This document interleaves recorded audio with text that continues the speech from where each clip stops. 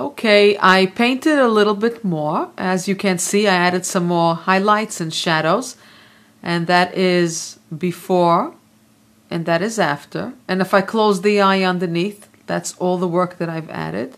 I want to add now detail, and let me come in and zoom in with my zoom tool, my magnifying tool, and I want to come in and just add over here a little bit of the outline. I'm going to zoom back out again, forgive me. I just want to show you how important it is to show the details and to show the separation between the cloth. By showing what's on top and what's on the bottom, you give depth. If I'm going to go in here and outline that little piece of cloth, it will give me depth, and I'll be able to, as if I can see that it is higher and this goes under it. As you can see over here, I highlighted it as well. So let me zoom in here and let me actually come in here first. Okay, and I'm going to come back with my Norman Rockwell in my pure white, and I'm going to start to very gently let me outline this part right over here, just like I did the other one, just like that. And at the same token, wherever I put down my highlight, I'm going to put down a dark right under it, so it should pop. A little bit too much pop. Let us go a little smaller, and let's lower the opacity a little bit. There we go. Okay. Now, why am I using the Norman Rockwell versus a pencil or something? I have this, Norman Rockwell is based on an airbrush. Airbrushes are, the makeup of the airbrush is very soft. And when I outline in the Norman Rockwell style, I don't want it to look like it's a pencil outline. I want it to have a nice soft outline. There we go.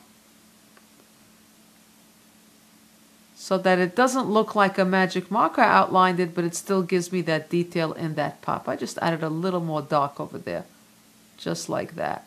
And every little line makes a difference. Look at that. Look how that gives that cloth that dimension. The minute I add that line, it makes the cloth under it look further away. I added this right in here. It makes it look like this cloth goes under that one. There we go.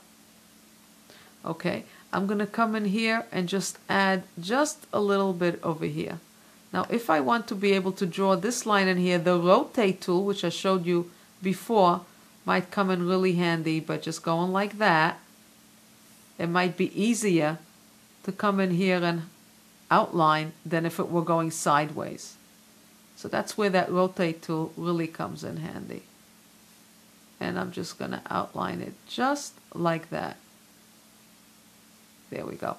And then I just double click on it and it brings me right back into place. And when I back away, I just click on and off, and that really makes it pop just before and after once again. Okay. Now there is a lot of work to be done in here. I need to separate and to outline this entire cloth over here and all these little lines in the dress and in the glove. And the more time I put into it, the more this dress is going to pop. Let me just show you the original. And I'm going to go over here, hit the tab button. If you take a look, this is the image before I even brought it into Photoshop with all the whites totally blown out. And then I came into Photoshop and I did the sandwich and I lightened the face and I brought in detail in the dress so that I should have more guidance and a guideline where to bring in my lights and my darks.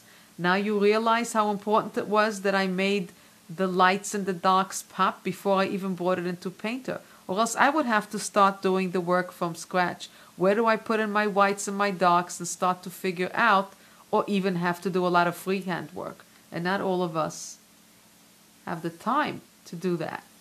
So this is before and this is after.